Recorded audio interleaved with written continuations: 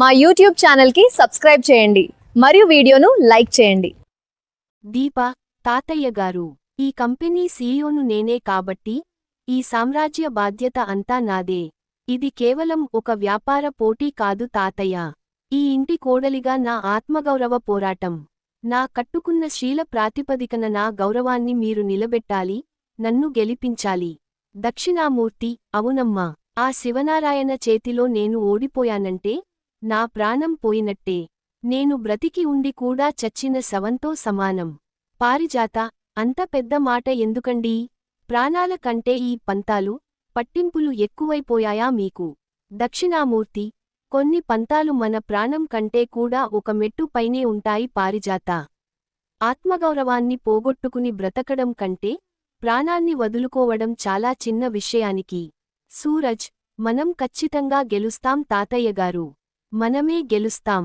కార్తీక్: నేను ఇప్పుడే గౌరీ ప్రసాద్కి ఫోన్ చేస్తాను తాతయ్య. దక్షిణామూర్తి: శివనారాయణ మాటల మనిషి కాదమ్మా, చేతల మనిషి. అందుకే ఆయన ఆ స్థాయికి ఎదిగారు. ఎక్కడ మొదలుపెట్టారో మళ్ళీ అక్కడికే తీసుకురావాలి. కాని నా భయమల్లా నా కూతురు సుమిత్ర గురించే. దీప: బాధపడకండి మావయ్యగారు. సుమిత్ర గారు మీకు కూతురు మాత్రమే కాదు, నాకు ఆడపడుచు కూడా. మళ్ళీ సుమిత్ర గారు ఈ ఇంట్లో అడుగుపెట్టాలని మీరు ఎంత ఎదురుచూస్తున్నారో నేను కూడా అంతే తపన పడుతున్నాను. దక్షిణామూర్తి: కాని ఆ శివనారాయణ రానివ్వడమ్మా. సుమిత్ర మనసును మన గురించి ఎప్పటికీ మంచిగా ఆలోచించనివ్వడు. చూశారు కదా ఫోన్లో ఎలా అరుస్తున్నాడో. ఇప్పుడు నా కూతురి దృష్టిలో నేను శత్రువులా కనిపిస్తాను. మా నాన్న మమ్మల్ని ప్రశాంతంగా ఉండనివ్వడా అని నన్ను అసహించుకుంటుంది. అదే ఆ శివనారాయణకు కావలసింది కూడా. దీప: మావయ్యగారు, ఈ లోకంలో మనం మార్చలేనిది ఏదైనా ఉంది అంటే అది మన గతం మాత్రమే మావయ్యగారు. కాని ఇక్కడ మనం మార్చాల్సింది గతాన్ని కాదు, ఆ గతాన్ని చూసే విధానాన్ని, అర్థం చేసుకునే మనసులను. సుమిత్ర గారిని ఈ ఇంటికి సగర్వంగా తీసుకొస్తానని నేను మీకు మాట ఇస్తున్నాను.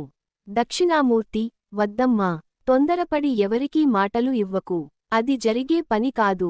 దీప: మాట ఇస్తే ప్రాణం పోయినా నిలబెట్టుకోవాలి మావయ్యగారు. మనం ఈ పోటీలో గెలుస్తున్నాం. సుమిత్ర గారిని ఈ ఇంటికి తీసుకొస్తున్నాం. ఇది రాసి పెట్టుకోండి. మాలిని: దక్షిణామూర్తి, నువ్వు ఇంకా నీ కూతురు సుమిత్ర తిరిగి వస్తుందనే భ్రమల్లోనే బ్రతుకు. నా ఆశయాలు వేరు, నా లక్ష్యాలు వేరు. నేను కేవలం ఈ ఇంటి కోడలినో లేక పిల్లర్స్నో బద్దలు కొట్టాలనుకోవడం లేదు.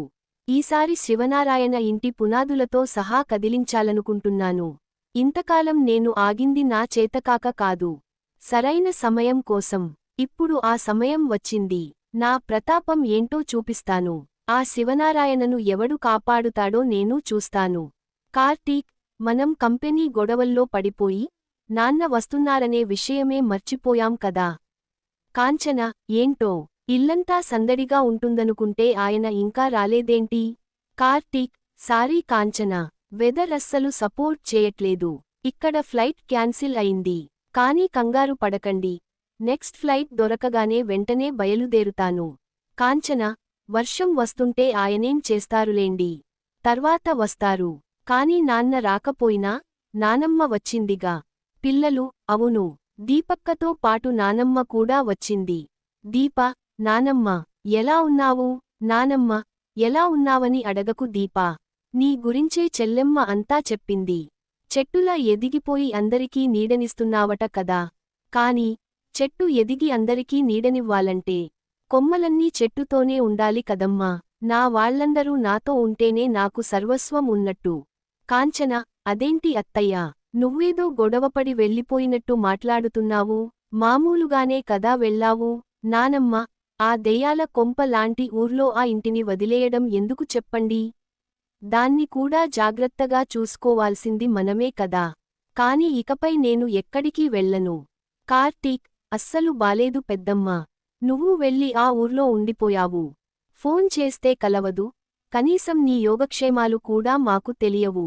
ఈసారి మనమంతా కలిసే ఉందాం. నానమ్మ: మధ్యాహ్నం వంట చేసింది నేనే కదా, అందుకే ఈ పిల్లల కడుపంతా టైట్గా ఉంది. రౌడీ: నానమ్మ వంటల గురించి ఎంత తక్కువ చెప్తే అంత మంచిది తాతయ్య. కూర చేస్తే సాంబార్లో ఉంటుంది, సాంబార్ ఏమో రసంలో ఉంటుంది. రసాన్ని నీళ్లు అనుకుని తాగేయొచ్చు. నానమ్మ, ఏంటి, నా వంటలకే వంకలు పెడతావా? ఈరోజు నా చేతిలో అయిపోయావు. రౌడీ, అయ్యో, దొరికానంటే పాత పగలు కూడా తీసేసుకుంటుంది. పారిపోండి. జ్యోత్స్న, అసలు ఆ దక్షిణామూర్తి తలనొప్పి చాలదన్నట్టు ఇప్పుడు ఈ మాలిని గొడవ ఏంటి గ్రానీ? మన వాళ్లంతా ఆ మాలినితో పోటీకి దిగారు. పారిజాత, దిగలేదు జ్యోత్స్న, దింపారు. మాలిని అంటే సామాన్యురాలు అనుకున్నావా? అదొక ప్రతీకారంతో రగిలిపోతున్న అగ్నిపర్వతం. ఈ ఇంటిని తగలబెట్టడానికే కంకణం కట్టుకుంది. దానికి తోడు నీ తాతయ్య బలహీనత, ఆవేశం వాళ్లకు వరంగా మారాయి.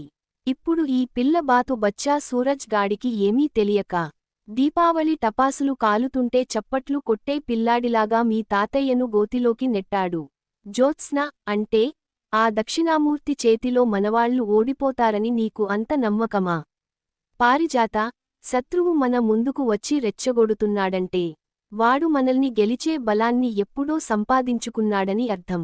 మాలిని అంటే చీర కట్టుకున్న తుపాకీ లాంటిది, మెట్టెలు పెట్టుకున్న నాటు బాంబు లాంటిది.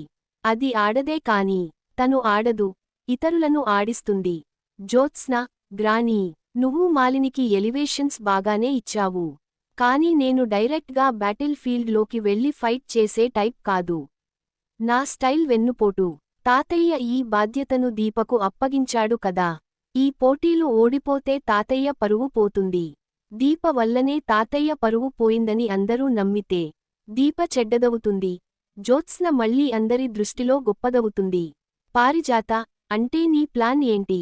జ్యోత్స్న, సింపుల్ గ్రానీ, ఈ పోటీలో మనం బాగా కష్టపడుతున్నట్టు నటిస్తూ మనల్ని మనమే ఓడించుకోవాలి. కాని ఆ సూరజ్ గాడు, కార్తీక్ బావ దీపకు సాయం చేయకుండా అడ్డుకోవాలి.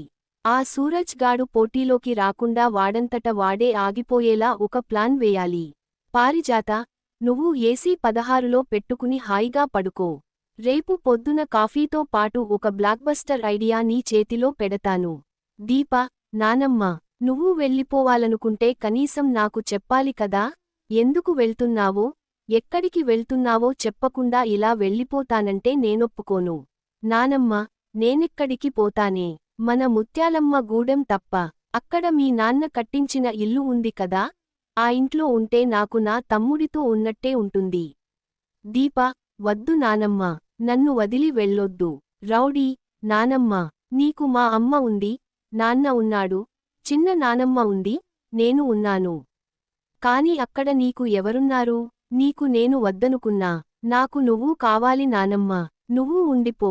నానమ్మ, ఈ నానమ్మ దగ్గర ఏముందని నీకంత ప్రేమరా? రౌడీ, నువ్వుంటేనే ఇల్లంతా సరదాగా ఉంటుంది నానమ్మ. మనిద్దరం రోజూ గొడవ పడొచ్చు, నన్ను ఇల్లంతా పరిగెత్తించొచ్చు, నన్ను గిచ్చొచ్చు, తిట్టొచ్చు. ఇవన్నీ నువ్వు లేకపోతే ఎవరు చేస్తారు? ప్లీజ్ ఉండిపోవా. నానమ్మ, సరేరా, నా బంగారు మనవరాలు చెప్పాక వినకుండా ఉంటానా? మీతోనే ఉండిపోతాను. ఒకవేళ ఎప్పుడైనా వెళ్లాల్సి వచ్చినా వెంటనే మళ్ళీ వచ్చేస్తాను, సరేనా? దీప, అమ్మయ్యా, మొత్తానికి మనవరాలు చెప్పాకే నానమ్మ లైన్లోకి వచ్చింది.